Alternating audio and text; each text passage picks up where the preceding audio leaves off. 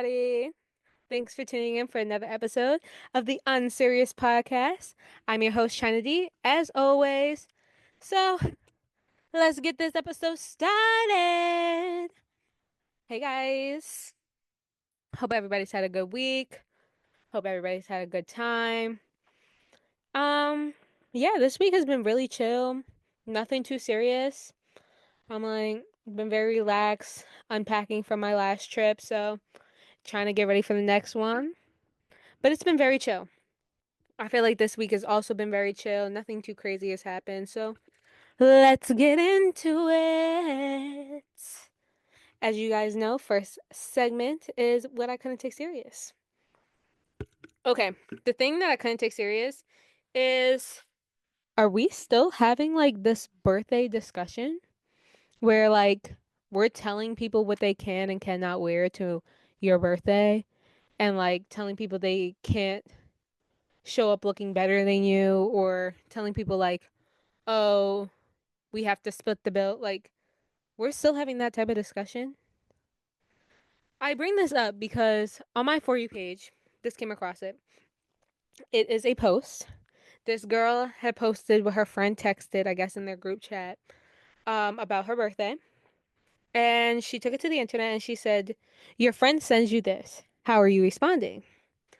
It says, my birthday dinner Saturday. Everybody got to bring me a gift. I want y'all to split my bill. Yeah, that says, I want y'all to split my bill and don't overdress. Don't wear no bright colors, nothing shiny or glittery. Can't wait to see y'all. Let me read it again. My birthday dinner Saturday. Everybody got to bring me a gift. I want y'all to split my bill and don't overdress. Don't wear no bright colors or nothing shiny or glittery. Can't wait to see y'all. Honestly, how I would respond to that is be like, oh my God, thanks so much for the invite, but I'm so sorry, Pookie. Like, I can't make it. Because one, who are you to tell me I need to bring you a gift? I'm coming to your dinner. Is that not enough? And fine, we're splitting the bill, whatever. Why do I need to bring you a gift? Why do you feel obligated to tell me to bring you a gift? If I bring a gift, that's out of the kindness of my heart. That's because you're really my friend and like I want to gift you something. You're not going to tell me to bring you nothing. And how are we still having this discussion on what to wear to somebody's birthday? You wear what you're comfortable in. And the birthday girl should be outshining no matter what nobody else wears. Like, I don't understand how we're still having this conversation in 2025.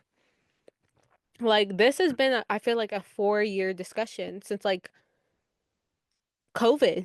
Honestly, more than 4 years. Like, why does everybody not know how to dress to a party? How to dress to a birthday? I feel like everybody knows, like, if it's not your birthday, there are just certain things that are off limits. But I also feel like if it is your birthday, you should outshine them regardless.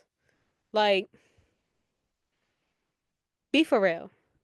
And the gift thing, that shit would have just blown me. Because what? I'll bring you a gift if I want to bring you a gift. And splitting the bill, yeah, I can understand that. I don't feel like you should tell me that. I feel like I will discuss with the other people in the party to decide whether or not we're splitting the bill. But I thought that message was just like, bitch, you can't be serious. So I'm just like, we're still having this conversation about birthdays and like the dinner bill splitting, whatever. It's 2025. If we can't figure it out by now, bitch, nobody should be having birthday dinners. Period. But that's what I couldn't take serious because I can't believe we're still having this conversation. So let's get into unserious news. Unserious news. Unserious news. So, first on the docket, first thing we gonna talk about is, let me pull it up. The NFL draft happened. The NFL draft happened. A lot of good players got picked up by a lot of good teams. Can't wait to see the potential for this season. I am a sports girly, so I am excited for the football season. Football is probably one of my favorite sports, but I'm excited to see the potential out there on the field. And whoever got picked up, picked up. But the big thing surrounding the NFL draft was Shador Sanders and his whole debacle of him not being a first round draft pick. And I kind of found that crazy that literally he was such a big topic for the draft. Like, I think he's a great player. I'm not going to knock his talent. He has talent. I think he's a good player. He does well on the field, whatever. But I think he has way too much popularity for who he is because of who his father is. And if I'm being honest, maybe a lot of teams didn't pick him because of who his dad is. They also know they have to. When you select a player, you're not just selecting the player, you're selecting the player and his family. So I think, like, because of who his dad is Deion Sanders, I think that definitely deterred a lot of teams from picking him and him not being a first round pick or him going second round, third round. Like, that deterred a lot of teams. I also think having so many influential people go on X, Twitter, and say something about it was insane. Like, why is Donald Trump coming to your defense? The Donald Trump, Orange Man, why is he coming to your defense for the NFL draft? And then you do get picked, and he's asking, oh, well, I'm not getting a thank you. I think he should thank me because teams picked him up because of me. Is you cool? Like, what? Like, he's a good player. But I think his dad definitely hindered some of the stuff that he could have done. But I also want to discuss the prank call. I took that so fucking unserious because what the fuck do you mean you were prank called by the Atlanta Falcons? So, some of y'all might not know the Atlanta Falcons defensive coordinator, his son prank called Shador and told him, like, yeah, the Atlanta Falcons are picking you, when that wasn't the case. Was not the case at all. So Shador ended up going to the Cleveland Browns, but uh what's his name? Jeff Ulchbrick, his son called Shador on draft night telling him, like, "Oh, the Atlanta Falcons are picking you," when that was not the truth at all. So, what had happened is the NFL fined the Atlanta Falcons $250,000 and the defensive coordinator, Jeff Ulchberg, $100,000 for failing to prevent the disclosure of confidential information distributed to the club in advance of the NFL draft.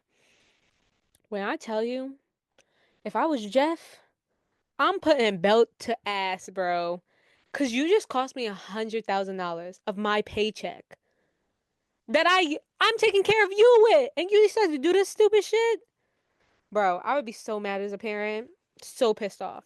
But also as a coach, what sense did it make? Oh, let me just leave this wide open on my computer like nobody's gonna use it. Well, it was your son shouldn't have done that, but still, be more like serious. This is your job. Do better. But those are like the two big things that came out of the draft. Also, I'm gonna take a little detour. What I did say, I love seeing the black love at the NFL draft.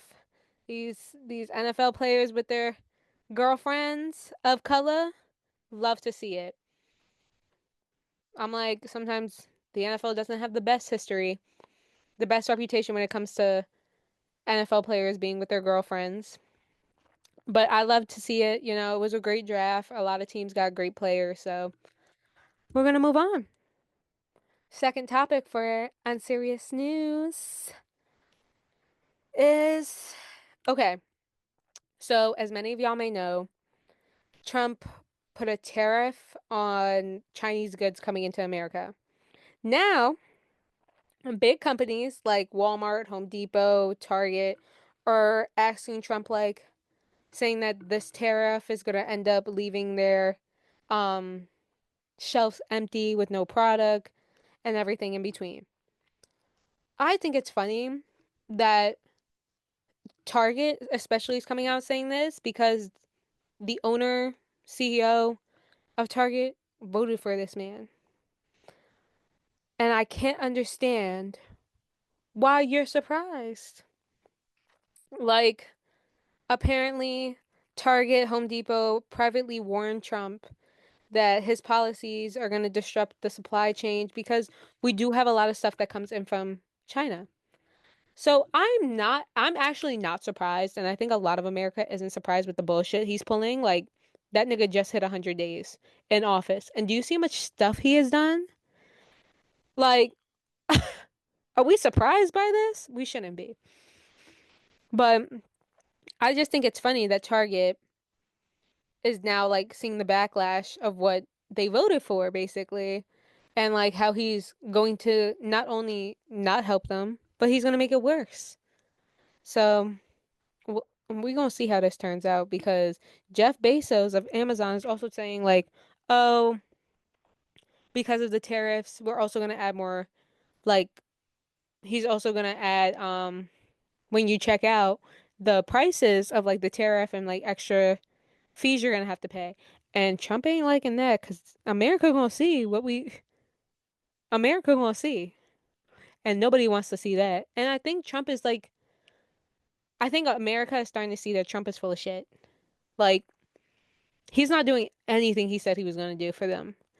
And those who believed in him, y'all are now backtracking. Backtrack. Stand on what you said. Stand on what you voted for.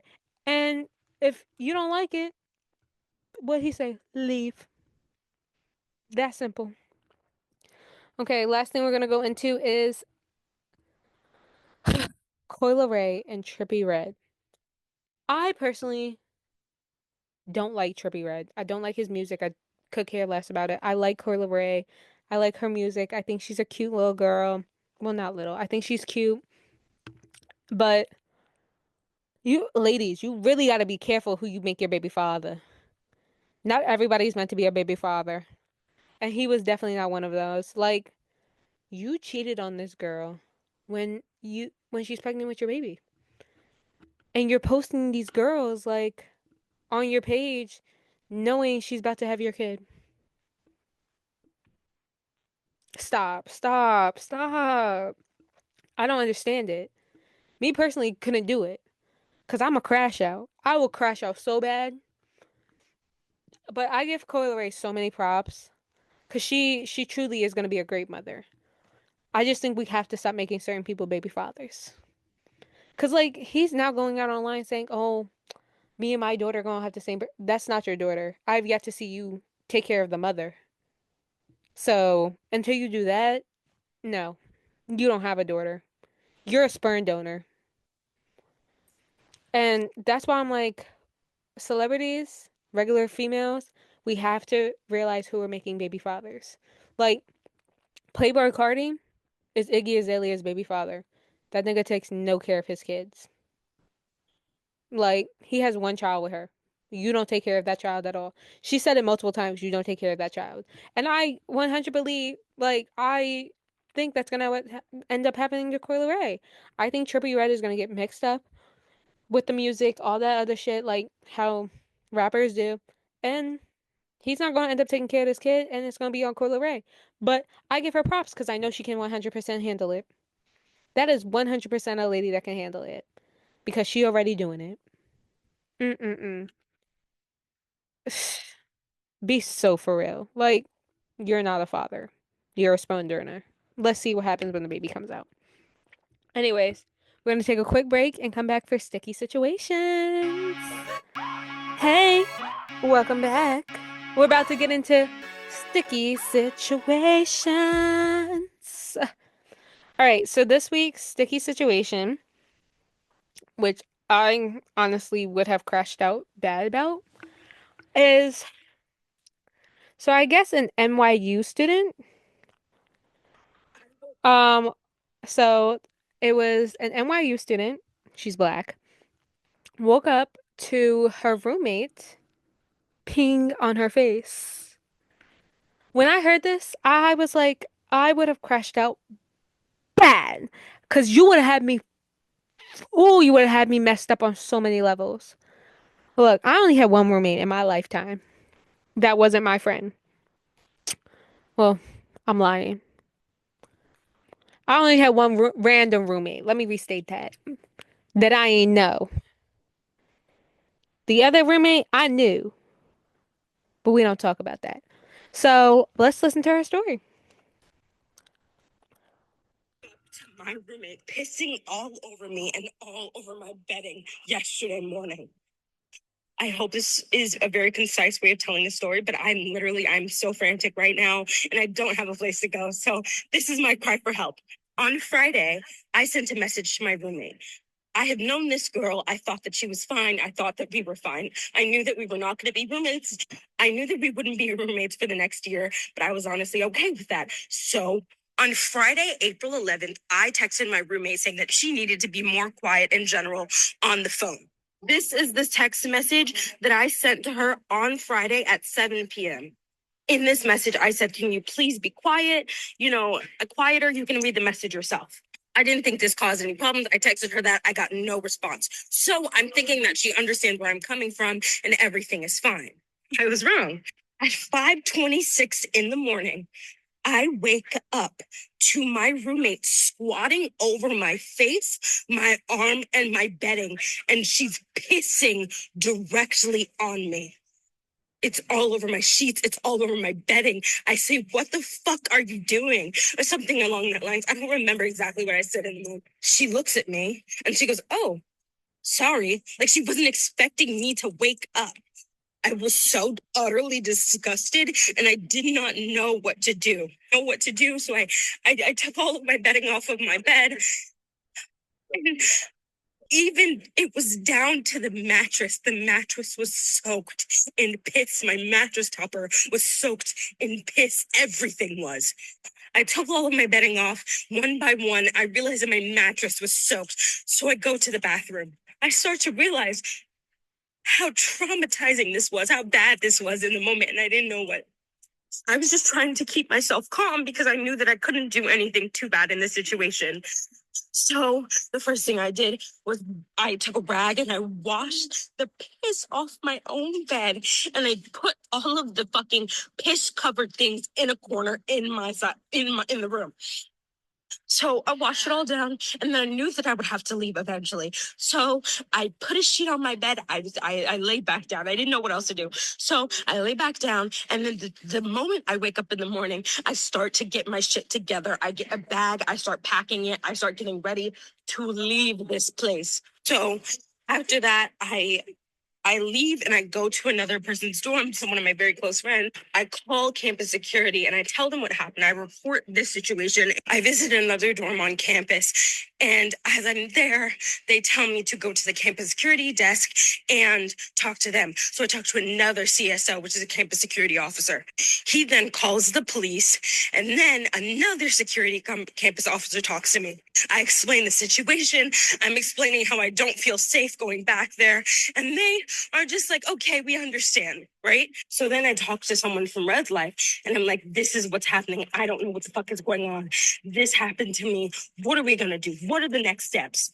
And she's just like, oh, we can do nothing until Monday. This incident happened Saturday morning. So yesterday night, I had no place to stay. I had to stay at a friend's dorm. Thank God that I was able to stay somewhere. But like that should not be the exception. It should not be okay to pay so much for security and you're not secure. I come back to the dorm and I'm packing up all of my shit. Like not all of my shit because I can't. But I'm packing up anything that I feel like is valuable to me and I get out of there. I'm at the security desk of my dorm and I ask him, what are they going to do for me? Is there any RA that can come see my room? Is there anyone that can come attest to this or just, address this? I talked to someone on the phone, an incident reporter or something like that. He says to me that there is no way that they will find a place for me to go and nothing will be done until Monday morning. So I'm stranded. My phone is in charge. I go to a friend's dorm. It was a lot. So then after that, it's Sunday now. Nothing has been done. My roommate is casually at my apartment after she committed a crime against me. I filed a police report. I did all of the right steps. I don't know what else I could have done in this situation. NYU is not helping me. They are not doing enough about this. This is a safety risk, a safety issue. I feel so utterly violated as a person, as a human being. And for NYU, who praises itself about its security and having RA at home, and they know RA came to see me ever. I've only emailed an RA and they have talked to me. That's it. I am so upset, and I do not feel safe going back to a room where I know someone has did something to me. And I hate to cry. I hate to do this, but this is like my reality right now. And I cannot imagine going. I'm so Okay.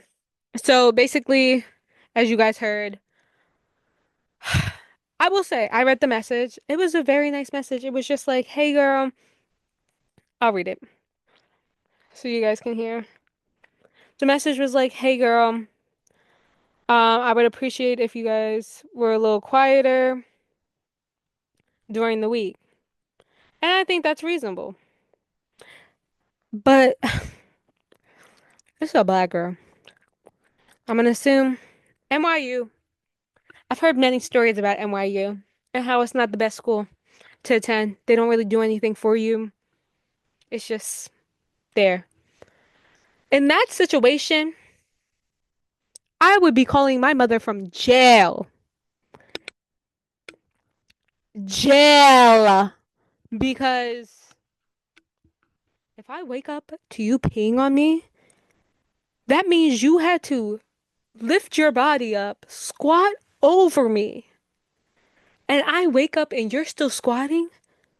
Bitch, you should be lucky enough you're breathing. I would have choked you out, whooped that ass. In so many ways, you would be calling the cops on me.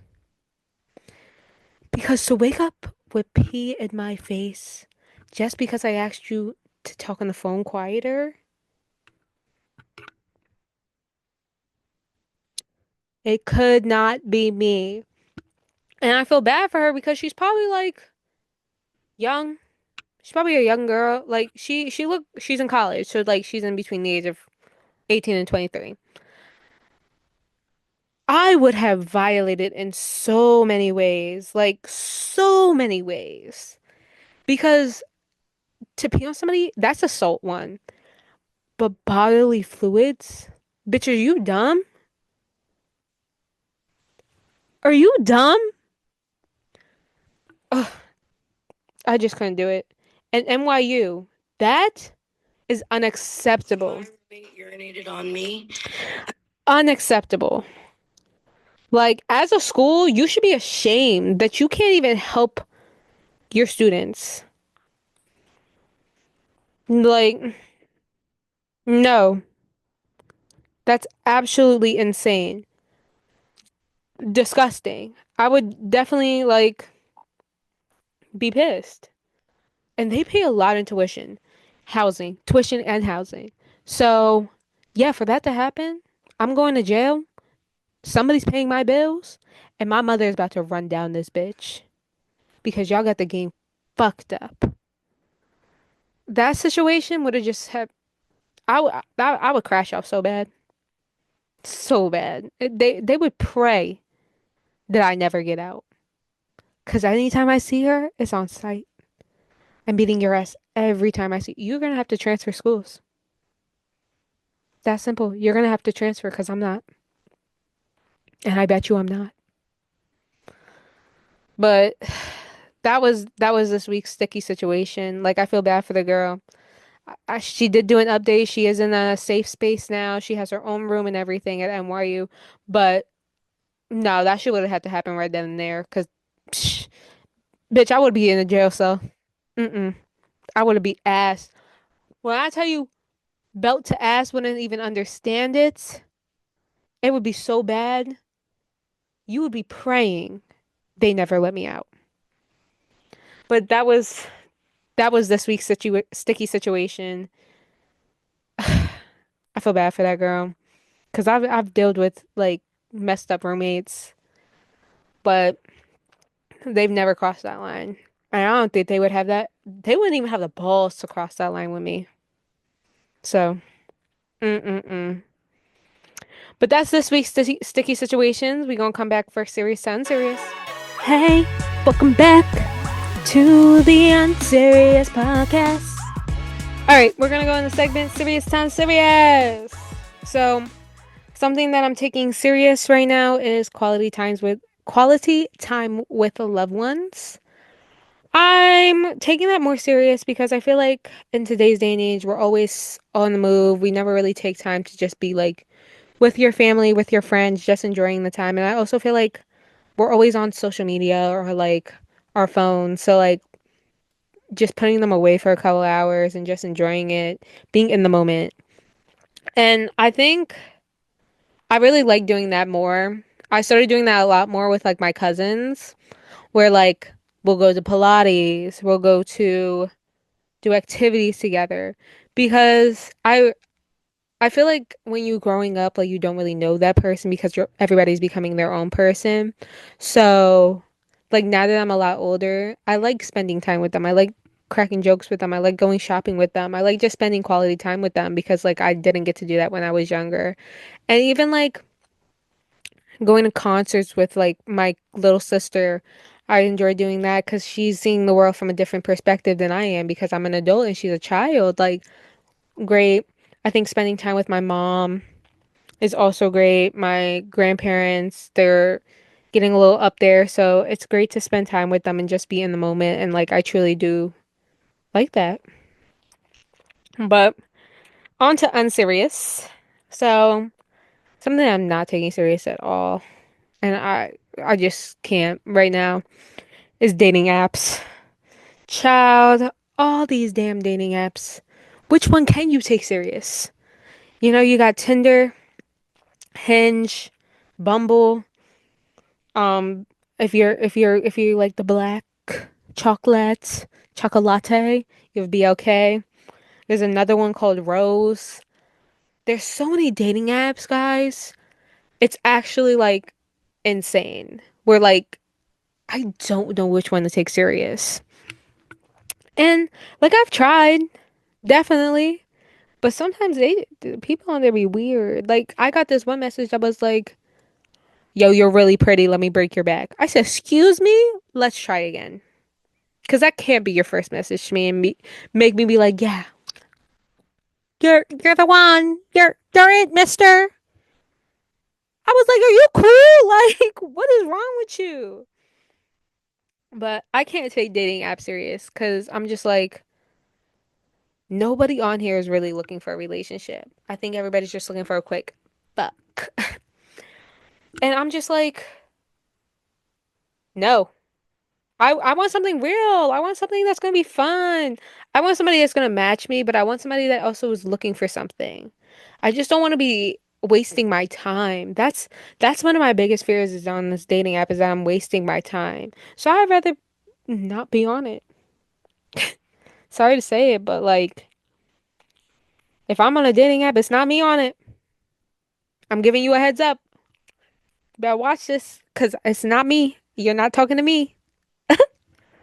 But anyway, thanks everybody for tuning in to this episode. It's been fun. You know, it was a little quick one, I think.